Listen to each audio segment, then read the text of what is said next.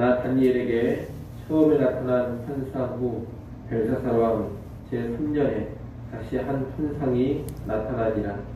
내가 환상을 보았는데 내가 그것을 볼 때에 내 몸은 엘람 지방 수산성에 있었고 내가 환상을 보기는 을레 강변에서이니라.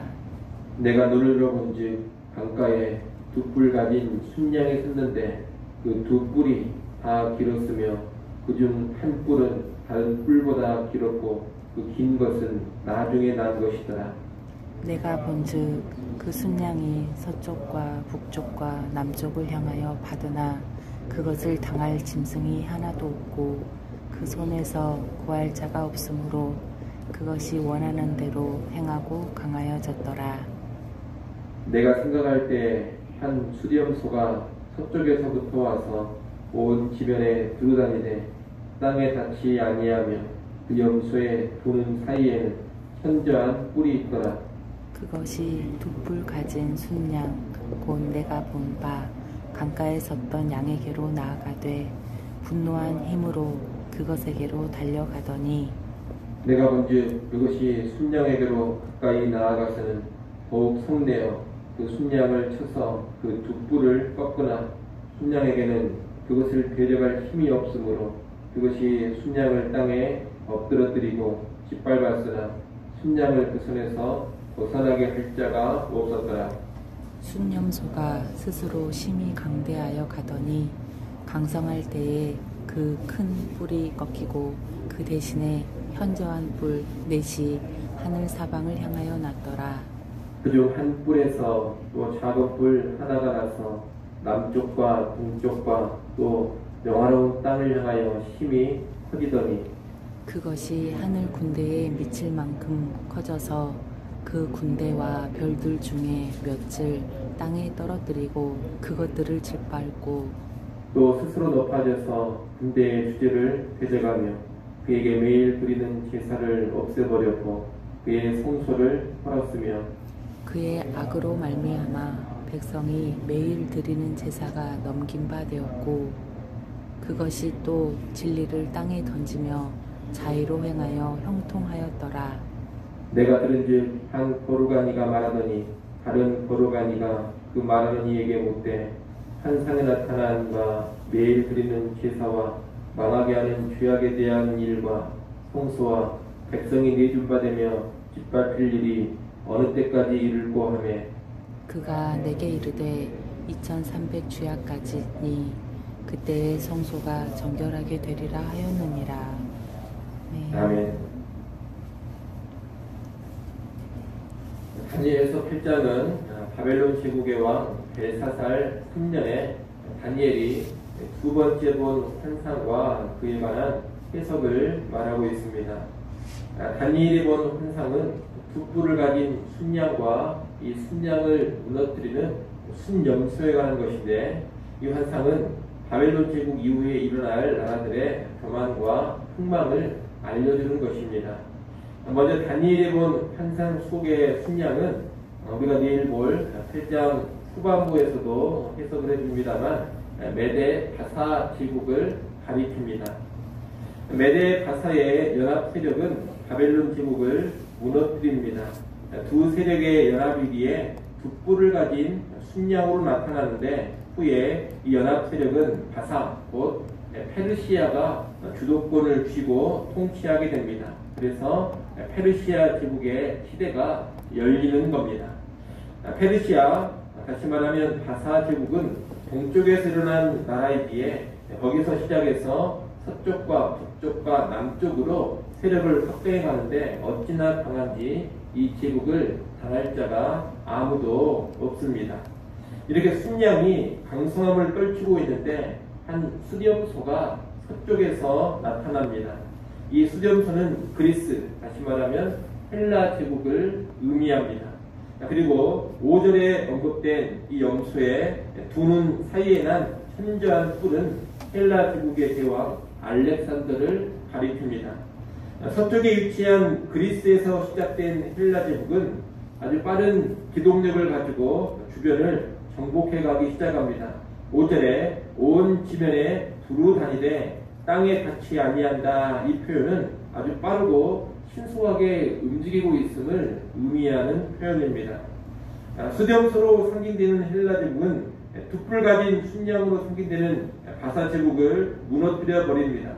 그토록 강성했던 순양이었는데 그 두 뿔이 꺾여버리고 엎드러져 수렴소에게 밟혀버립니다. 그래서 이제 수렴소가 최고의 강성함을 부과하게 됩니다. 그런데 이 수렴소의 큰 뿔이 꺾이고 네 뿔이 생겨납니다. 이것은 헬라 제국의 알렉산더 대왕이 갑자기 사망하고 그 뒤에 그의 부하장수 네 사람이 제국을 네 개의 나라로 나누어서 통치하게 되는 사건을 가리킵니다. 그런데 다니엘의 환상은 이 네 뿔 중 한 뿔에서 난 작은 뿔 하나에 주목하고 있습니다. 9절 이하에 보면 네 개의 뿔 중에서 한 작은 뿔이 나와서 남쪽과 동쪽 또 영화로운 땅을 향해 힘이 커졌다고 합니다. 영화로운 땅이란 이스라엘 땅, 팔레스타인 땅을 가리키는 표현입니다. 그리고 하늘의 군대를 대적하며 그 군대의 주제를 대적하고 해방했다고 합니다.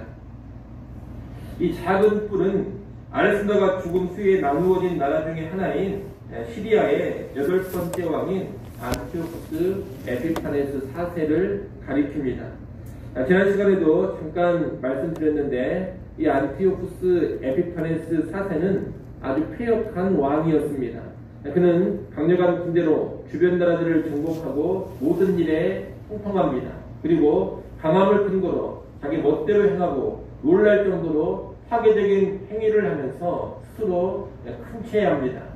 특히 그는 하나님의 백성을 향해 극도의 악을 저질렀습니다. 오늘 본문에 하나님의 군대로 나온 그 표현은 교회, 하나님의 백성, 성도들을 가리키는 것으로 우리가 이해할 수가 있겠는데 이 하늘의 군대, 하나님의 백성을 향해 아주 폐역한 일들을 행한 겁니다. 그는 여러 번 예루살렘과 성전을 짓밟았는데 우선 안식일에 군대를 보내어서 예루살렘을 공격했습니다. 부녀자와 아이들을 노예로 잡아가고 도시를 약탈하고 방화했습니다. 또 성전 문을 닫아버리고 매일 드리는 제사를 금지시켰습니다. 그는 여호와 신앙을 종식시키고 유대인들을 헬라화시키기 위해 할례라든가 유대의 절기 같은 모든 종교 관습도 금지시켜버리고 하나님의 율법책을 불태워버렸습니다. 더욱이 성전 번제단 위에 제우스 신의 제단을 세우고 율법에서 부정한 짐승으로 간주하는 돼지를 잡아서 그 피로 제우스에게 제사를 드렸습니다. 나아가 공개적으로 하나님을 배반하고 제우스를 섬기는 자에게 상을 주겠다고 선포했는데 적지 않은 유대인들이 이 유혹에 넘어가서 배교했습니다. 반면에 이 명령에 불복하는 유대인들은 노예로 팔아버리거나 칼과 불에 의해서 잔인하게 죽여버렸습니다. 수많은 유대인들이 이때 순교를 당했습니다. 이 시기는 하나님의 백성의 입장에서 보자면 극도의 고통의 시기, 고난의 시기입니다. 그런데 이 고난의 시기가 계속되는 것은 아닙니다. 13절 하반절부터 14절에 보면 이렇게 말씀합니다. 매일 드리는 제사와 망하게 하는 죄악에 대한 일과 성수와 백성이 내준바되며 짓밟힐 일이 어느 때까지 이룰고 하며 그가 내게 이르되 2300주야까지니 그때에 성수가 정결하게 되리라. 여기 보면 극심한 고난의 시기가 2300주야까지다 그렇게 말씀합니다. 우리가 7장에서도 주의 백성이 고난당하는 시기는 한때와 두때, 반때로 정해져 있다 그렇게 말씀을 드렸습니다. 그런데 오늘 본문에서도 주의 백성이 고난당하는 시기는 2300주야로 정해져 있다고 합니다.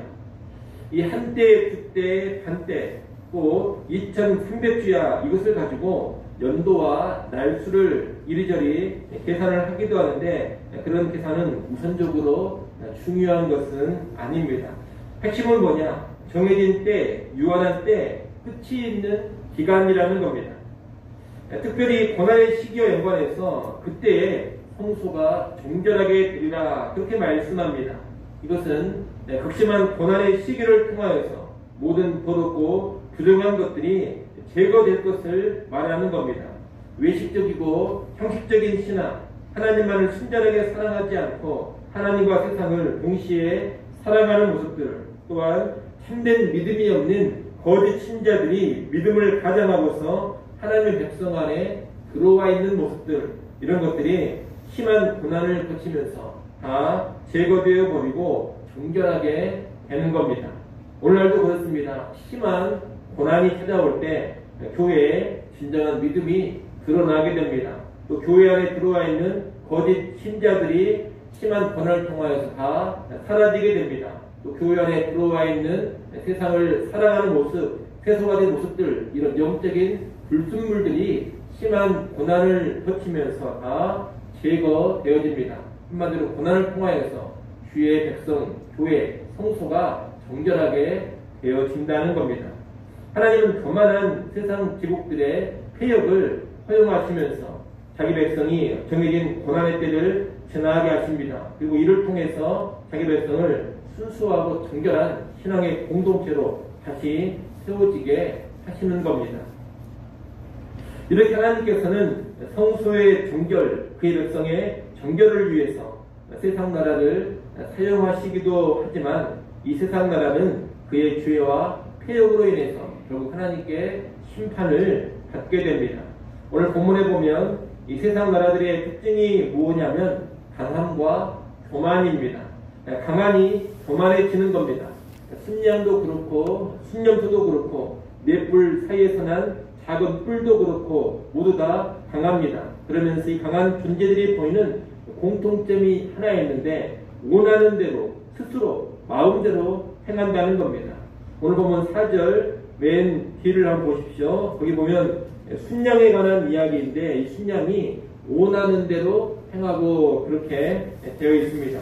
또 8절을 보십시오. 8절은 순념소에 관한 내용인데 스스로 심히 강대하여 그렇게 되어 있습니다. 11절은 넷불 중 하나에서 나온 작은 뿔에 관한 이야기인데 스스로 높아져서 그렇게 말하고 있습니다. 12절 맨 뒷부분도 보십시오. 12절 맨 뒷부분도 넷불 중 하나에서 나온 작은 뿔에 관한 이야기인데 자의로 행하여 이렇게 되어 있습니다. 이처럼 강력한 힘을 가지고 그 힘에 도취되어서 자기 마음대로 행하고 승승장구하며 스스로 높아지는 것이 세상 나라들의 특징, 세상 제국의 특징인 것입니다. 그런 가운데 하나님까지 대적하고 배박하며 하나님의 백성, 하나님의 군대까지 핍박을 하는 겁니다. 하지만 교만한 중에 스스로 행하며 자기 멋대로 하나님을 대적하고 교회를 핍박하는 이 세상은 때가 차면 다 망하게 되고 다 무너져 내립니다. 하나님께서 자신의 뜻을 위해 세상 나라들을 잠깐 사용하시지만 결국에 그들의 죄로 인해서 하나님으로부터 멸망을 당하게 되는 겁니다. 우리는 이것을 알고 높고 크고 강해 보이는 세상 나라들에게 휘둘리지 않아야 하겠습니다. 여러분 세상 권세의 화려함보다는 하나님 나라의 거룩함을 늘 추구하시기 바랍니다. 세상 권세가 교회를 핍박할 때가 언제든지 찾아올 수가 있을 텐데 핍박의 시기에도 굴하지 마시고 담대하게 신앙을 지켜가십시오. 때가 되면 세상이 무너지고 하나님 나라만이 우뚝 서게 될 것입니다. 이것을 확신하시고 그때까지 오직 믿음으로만 살아가는 우리 모두가 될 수 있기를 간절히 소원합니다. 기도하겠습니다.